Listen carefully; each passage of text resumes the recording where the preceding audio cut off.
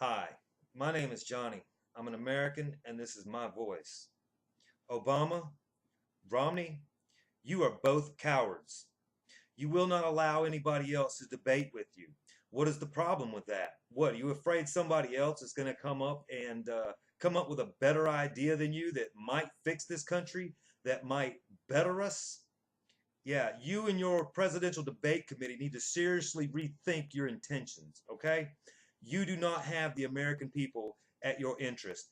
To me, it seems as if you two only have the interest of lining your own pockets with gold.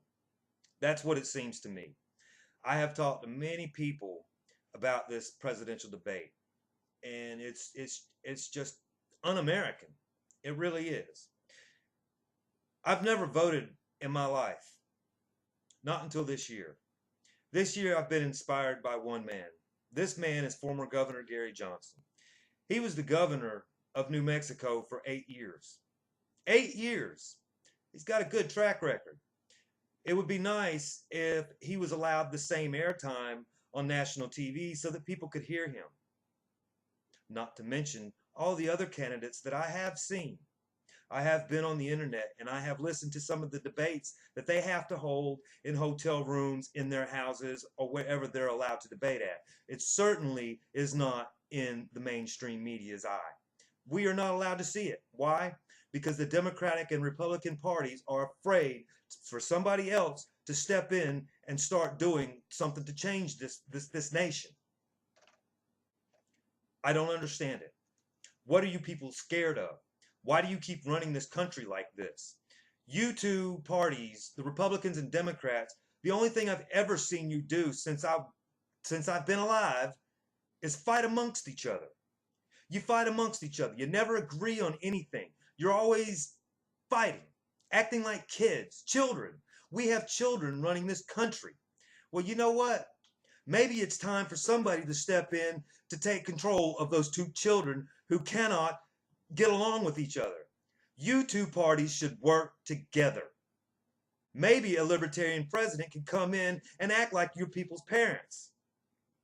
It seems as if you need a mommy and daddy figure in there to hold your hand because you cannot do the jobs yourself. You have not done the job so far. I have no faith in you now. You know, I hear a lot of people today when I go out and I go on my little political rant and raves, especially about Gary Johnson. I love Gary Johnson. He's a real guy. He's human. I mean, he gets angry. He gets mad at people. He blows up. You know what? He's an American and he's got every right to be mad. We need to be concerned about our people here. We need to be concerned about our troops that you're putting in harm's way. What business do we have being over in the Middle East? Huh? Oil? Is that it? Would you like to keep making sure that the oil companies don't starve?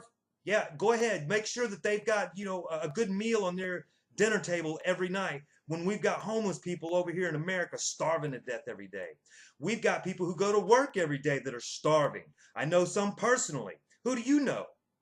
I'm sure it's nobody that's at your little $50,000 dinner that you're going to. All this money that we keep sending overseas, what are we doing that for? What is wrong with you? Hillary Clinton, not too long ago, I was listening to a speech that Rand Paul was giving. He was arguing about the fact that we do not need to be sending out as much money in foreign aid to these Middle Eastern countries that do not respect us. I have no issue with what they do over there. That's on them. Whatever they want to do, that's fine with me. Let them go ahead and be the way that they are. They can do that. They live over there. They're not bothering me. I don't care. I don't care what goes on there. It doesn't really affect me. Oil, I don't really care about oil. Hell, we've got the knowledge to go green. We've got the way to go green and help better this planet, better it for our children, better it for their children. But you don't seem to want to do that. Romney, you want to open up the Alaskan pipeline. You want to start sucking all the oil out of the earth. What about the wildlife up there? What about the habitat that they live in?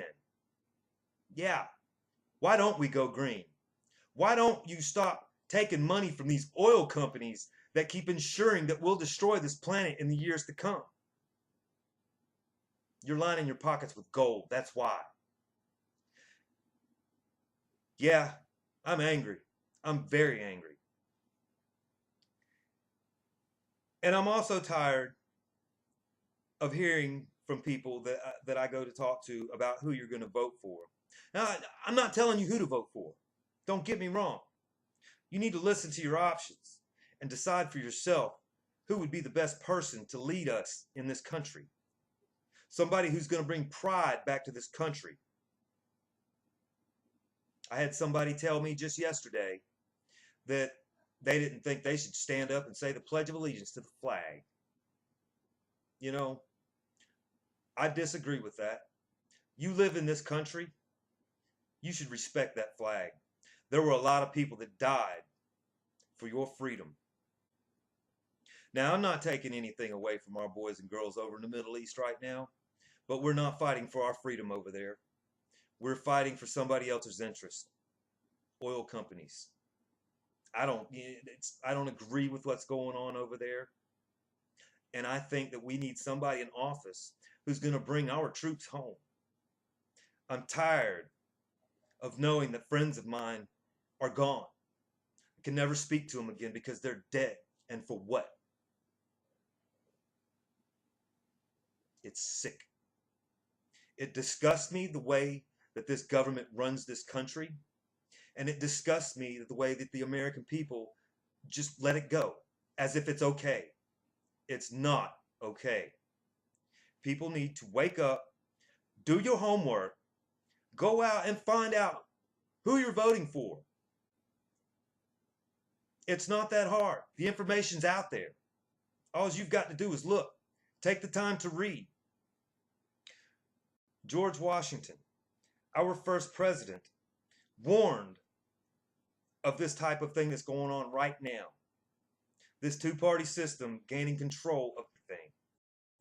Allowing the minority not to, or disallowing the minority, not allowing them to come and voice their opinion. You know, lay out their plan for the American people on what they think would better this country. They're not being allowed to do that. Yes, our founding fathers warned us of this. And it is happening. It is happening right now. And if you do not stand up and voice your opinions and tell this government that what they are doing is wrong and that we, the people, would like to hear our options. There are so many things in this country I believe that need to be changed. And I don't understand why we don't do it. Common sense laws. Cell phones. Texting and talking while you're driving. I ride a motorcycle, and every day I fear for my life on the roads because somebody decides that they cannot wait till they get home to make a phone call. They have to do it behind the wheel of a car, or that they have to send a text that it's so important to text LOL to somebody that they would endanger the people around them. It's a common sense law that should be put into place. And the places where it is law, our law enforcement needs to start enforcing it and stop wasting taxpayers' dollars, which I see a number of them doing every day. Every day I see them waste money. Yet nobody cares. Nobody wants to stand up and voice their opinion. Well, that is what I'm doing today. So many things. So many things need to be changed. I haven't enlisted the help of somebody to help me touch base on some of the subjects that I would like to talk about. Some of the things that I would like for people to hear. I would like for my government to hear instead of instilling fear in people, which they've done with, with like organizations like the TSA. Yeah, you guys have done a jam up job fighting the war on terror with terror. That's what you have done. The American citizens, the people that I know, the people that I talk to every day, the people that go to work, the people that pay their taxes are fearful of their government now. Nobody wants to stand up and say anything because they're so afraid somebody's going to come kick their door in because they voiced their opinion. I'm not afraid of that. I'm going to voice my opinion. I truly think that this nation is heading down a very bad road. We have a good thing going on here. Democracy is a good thing. But until we get the tyrants out of the government, we will never see true democracy. Once again, I ask everybody to do your homework. Look at who you're placing in the office. Look at these people. Are they really worthy of leading this country? Are they really worthy of being your president? I think not. Obama, you made it so easy for people to sit on their butts and collect money. You know, I have an easy solution for unemployment.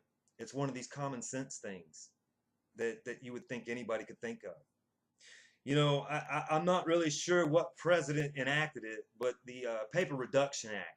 Yeah, it's a good thing to try and conserve on the trees. But at the same time, our unemployment offices now have made it so easy for you to collect a check. All you have to do is turn your computer on and tell them that you've been job hunting. They say, go check your mailbox. Checks in the mail. Well, how about this? How about require people to actually fill out a piece of paper? How about require people to go to an employer, have them sign it, have them place a phone number on it, have them place an address on it, state that they've been there, that they've actually tried to get a job. You know, when people tell me that the jobs just aren't out there, most of the time the jobs are not out there because they're not looking. The government has made it so easy for them to sit at home, log on to their computer, and just say that they've been job hunting. And the government takes it at that. They've been job hunting. So they're going to send them a check. So how much money have you really saved with the Paper Reduction Act? Which leads to immigration problems. You know, immigration policies.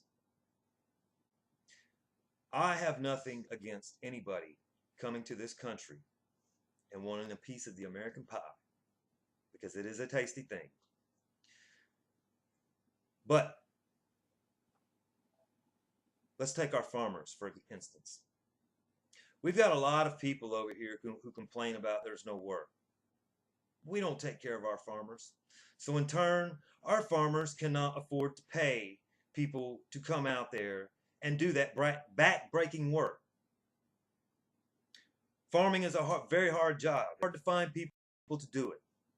But what do? They pay these extremely sweatshop low rates to immigrants that come over here who take the jobs because they are the only ones who want to do it. Well, that's partly our fault because we've got a lot of people over here that are just too plain lazy to get out and do the work. But at the same time, our government does not take care of our farmers and ensure that they can pay the American people to go out and do the jobs. Our farmers are very important part of this country, you know. But with our government and the way that they don't take care of us, you know, they have to hire these immigrants, which I can't say that I blame them for wanting to come over here and better themselves.